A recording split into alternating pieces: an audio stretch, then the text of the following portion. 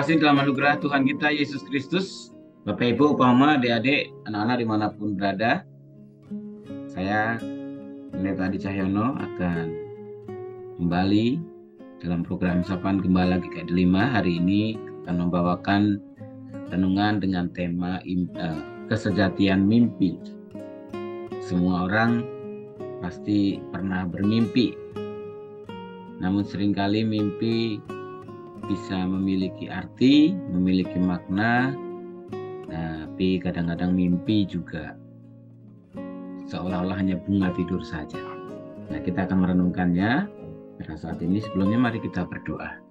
Terima kasih Tuhan, kami bersyukur pada kesempatan ini boleh bersama-sama akan merenungkan firman Tuhan dengan tema kesejatian mimpi. Biarlah kami boleh mengetahui, memahami, dan juga boleh menyadari dalam perjalanan kehidupan kami, Tuhan seringkali juga bisa berbicara, menyatakan maksud dan kehendak-Nya.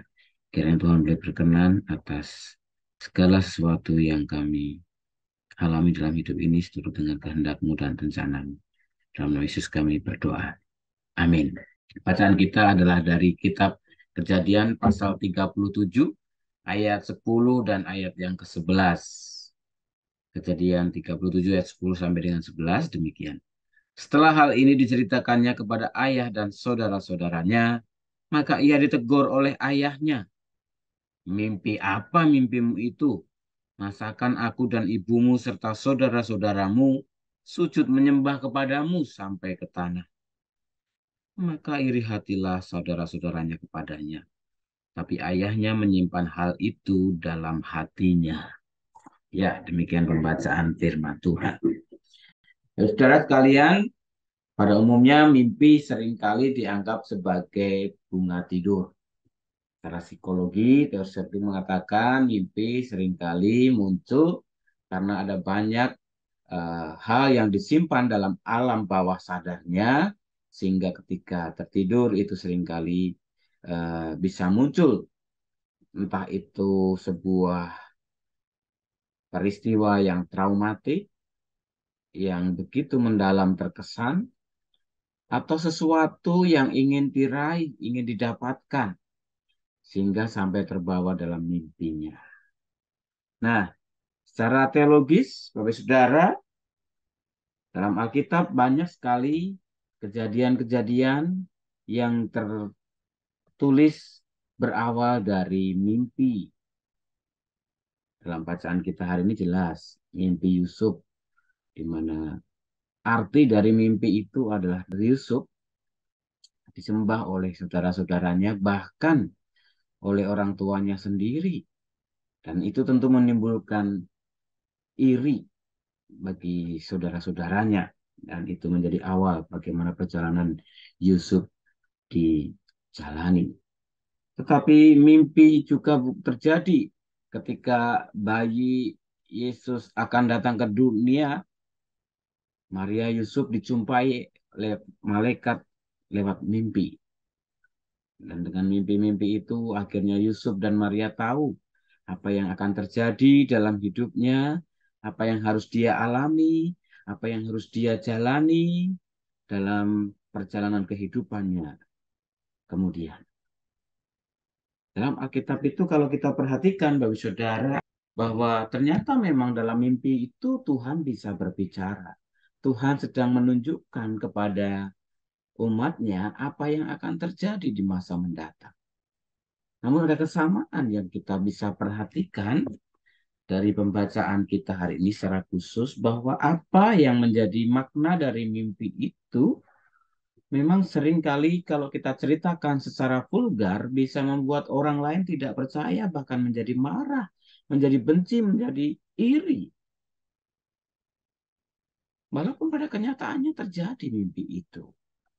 Nah, menarik di sini di dalam bacaan kita dituliskan bahwa tetapi ayahnya menyimpan hal itu di dalam hatinya. Kita perhatikan ketika Mikael atau malaikat ya, Mikael menjumpai Yusuf, apa yang dibicarakan malaikat kepada Yusuf ketika ingin menceraikan Maria ketika tahu Maria hamil juga disimpan di dalam hatinya sehingga Yusuf pun akhirnya tetap mengambil Maria sebagai istrinya walaupun tidak berhubungan seperti yang dikatakan oleh malaikat. Dengan demikian sebenarnya dengan mimpi itu kita bisa menyimpulkan bahwa Tuhan memang bisa berbicara lewat mimpi yang membuat seseorang tahu apa yang harus dia lakukan sesuai dengan apa yang dia dapatkan dari mimpi itu. Tetapi tidak harus diumbarkan atau selalu digembar-gemborkan, apalagi kalau itu sesuatu yang sifatnya merendahkan orang lain, mengunggulkan diri sendiri, kebaikan, kehebatan, tetapi merendahkan orang lain. Menurut saya ini hal bijak yang harus kita terapkan. Membutuhkan sebuah hal yang bijaksana. Apalagi mimpi-mimpi itu kita ada kaitannya dengan orang lain. Menarik Bapak Ibu harus kita perhatikan dalam perjalanannya. Apa yang memang akhirnya terjadi seorang Yusuf yang begitu eh, meledak-ledak, bersemangat sebagai seorang remaja, dengan mimpi yang dia dapatkan dan dia ceritakan dengan kepolosan dan keluguan yang menimbulkan iri hati itu, membawa kepada dia apa yang harus dia alami. Dia ditangkap oleh saudara-saudaranya, dia dibuang ke sumur, akhirnya dijual kepada saudagar, menjadi budak, akhirnya menjadi pelayannya Potifar, yang akhirnya dari perjalanan itu membuat Yusuf akhirnya harus masuk penjara karena fitnah istri Potifar. Mungkin kasih dalam Tuhan Yesus Kristus, segala hal yang menjadi bagian perjalanan kehidupan Yusuf akhirnya ternyata merupakan cara Tuhan, jalan Tuhan untuk mencapai mimpi yang dia dapatkan itu. Yang menarik, Yusuf terus taat, Yusuf terus setia kepada Tuhan dalam rangkaian perjalanan yang dia alami.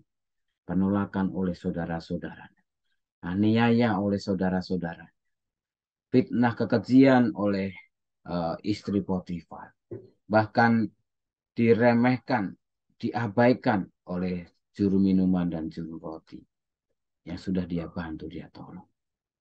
Tapi tiba waktunya apa yang menjadi mimpi yang sudah sampaikan Tuhan menjadi kenyataan. Terima kasih dalam Tuhan Yesus Kristus, apa yang bisa kita simpulkan dari kesejatian mimpi itu? Saya akan bacakan sebuah kisah juga yang ditulis oleh Prima Sains seperti yang minggu-minggu dalam bulan November ini.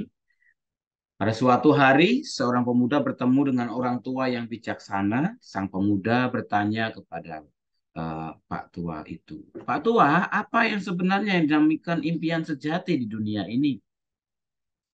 Pak Tua tidak menjawab pertanyaan itu. Ia justru mengajak sang pemuda berjalan-jalan di tepi pantai. Sampai di suatu sisi, mereka berjalan menuju ke tengah laut. Setelah sampai agak ke tengah di tempat yang lumayan dalam, Pak Tua tiba-tiba menenggelamkan sang pemuda ke dalam air. Pemuda itu meronta, tapi Pak Tua tidak melepaskan pegangannya. Sampai sang pemuda sekuat tenaga mendorong ke atas hingga akhirnya bisa lepas dari cengkeraman Pak Tua. Pemuda itu berkata, apa yang Bapak lakukan? Bapak bisa membunuhku. Kata pemuda itu. Dengan tenang Pak Tua tidak menjawab. Ia justru balik bertanya, apa yang paling kau inginkan saat kau berada di dalam air? Yang paling kau inginkan adalah udara. Karena aku terengah-engah. Tidak bisa bernapas. Bagaimana kalau aku tawarkan hal lain sebagai pengganti udara? Misalnya emas, permata, kekayaan, atau umur panjang. Tidak, tidak. Yang bisa menggantikan udara. Tidak ada. Walaupun seisi dunia ini diberikan kepadaku. Tidak ada yang bisa menggantikan udara ketika aku berada di dalam air. Nah, kau sudah menjawab pertanyaanmu sendiri, nak. Kalau kau menginginkan sesuatu sebesar keinginanmu akan udara itu, ketika kau berada di dalam air, itulah impian sejati. kata Pak Tuhan. Ya, dari kisah ini kita bisa mengambil pelajaran bahwa ada sesuatu yang sungguh ingin diraih didapatkan seseorang, yang itu sangat dibutuhkannya, dan itu tentunya membutuhkan sebuah tekad, membutuhkan sebuah fokus, dan juga membutuhkan sebuah totalitas.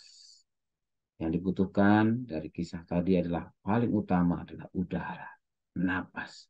Dan dia fokusnya hanya napas, ditawari apapun dia tidak mau karena yang paling butuh saat itu. Dan dengan napas itu dia bisa hidup, dengan udara itu dia bisa hidup dan melanjutkan kehidupannya. Butuhkan perjuangan bagaimana dia mengalahkan cengkeraman orang yang membuat dia tertekan tenggelam dalam air itu supaya bisa mendapatkan udara. Bapak Ibu, dari kisah ini kita berikan sebuah pesan bahwa ketika ingin meraih apa yang kita inginkan kita capai, memang harus ada kesadaran bahwa kita membutuhkan sesuatu yang penting dalam hidup kita. Kita membutuhkan bukan hanya butuh saja, tetapi juga harus mengupayakannya sekuat tenaga. Dan tentunya dengan fokus apa yang ingin didapatkan itu. Itu kasih dalam Tuhan Yesus Kristus dalam perjalanan kehidupan kita. Mimpi sekarang ini menjadi sebuah pemahaman bahwa apa yang ingin diraih, apa yang ingin dicapai, apa yang ingin didapatkan, yang bukan hanya dibangun seorang diri tetapi atau disimpan saja, tetapi juga harus dikomunikasikan. Nah, ini sebuah tantangan, sebuah visi, sebuah mimpi, sebuah keinginan, harapan yang tidak dikomunikasikan menjadi sebuah proses yang sulit. Sebenarnya apa yang dilakukan oleh Yusuf itu bagian mengkomunikasikan, dan itu sebuah resiko. Akan ada penolakan, akan ada tantangan.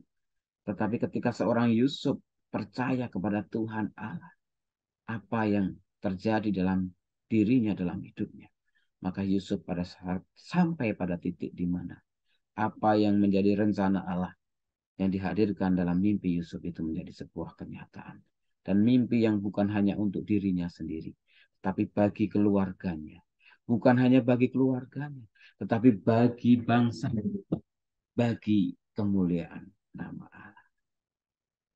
Dari renungan hari ini, Bapak Saudara, saya mengajak kita untuk menyadari kembali mimpi-mimpi apa yang Tuhan hadirkan dalam hidup kita. Keinginan pencapaian apa yang ingin kita raih. Apakah itu hanya kepada keinginan diri kita sendiri, atau ada kebutuhan orang lain, kemaslahatan orang banyak, atau juga kemuliaan Tuhan yang akan dinyatakan dari apa yang ingin kita capai, kita raih itu. Selamat bermimpi, selamat merenungkan mimpi-mimpi saudara, dan teruslah menemukan rencana Allah dalam mimpi-mimpimu, dalam hidup-hidupmu, dalam perjalanan kehidupmu. Meskipun itu tidak mudah, hidupilah dan percayalah kalau segala sesuatunya untuk kemuliaan Tuhan. Pasti akan ada jalan dan Tuhan pasti akan memampukan. Tuhan Yesus memberkati. Kami bersyukur Tuhan hari ini kembali bersama-sama akan menyadari keberadaan hidup kami. Kami menyadari Tuhan bahwa ada banyak hal, keinginan, dan harapan yang terjadi dalam hidup kami, namun seringkali lebih banyak kepada apa yang menjadi keinginan kami sendiri. Ambisi-ambisi kedagingan, kenikmatan-kenikmatan duniawi.